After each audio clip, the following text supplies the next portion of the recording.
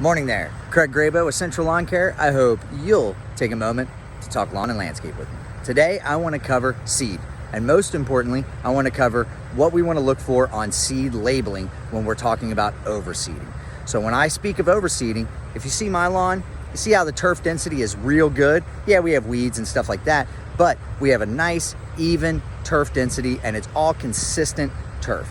So when we talk about overseeding, this is the type of grass that we're talking about. There might be some thin to bare spots, but there's nothing that's large, open, and we're basically installing a new lawn. So overseeding is just overseeding what you have established, and we're just trying to maintain nice turf density and turf consistency.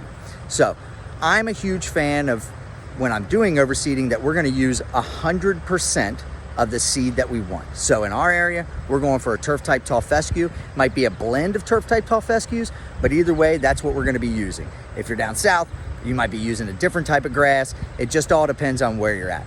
But if we're doing an overseeding, there's no reason to have a blend of a different type of turf in there, because all we're trying to do is get a consistent monoculture of the turf that we want in our lawn. So when you're buying your seed, you want to look at the label and you want to double check a couple things. One, what is the blend? It's not going to hurt if there's any rye in there, but me personally, I see no reason to spend money on something that doesn't need to be there.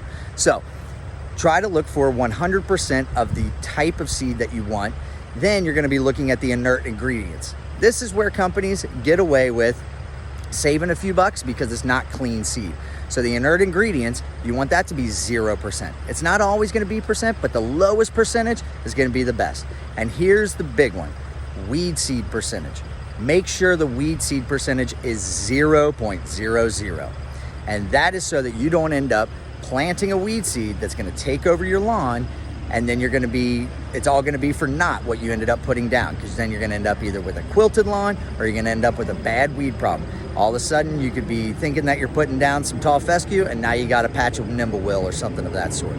So make sure to review the seed label that you're going to be purchasing, just so that you can go ahead and go through those 3 items and feel real confident in what you're putting down, and spend the money to go ahead and make sure that all 3 of those kind of tick off the boxes. We want 100% of the type of wheat or seed that we want. We want 0% on the inert ingredients, or as close to as we can, and we want 0.00% when we're talking about the weed seed percentage in there. I hope that you enjoyed this talk. I hope that you have a great seeding fall this year, and I hope that you see great success. Thanks for taking a moment to talk with me. Till next time.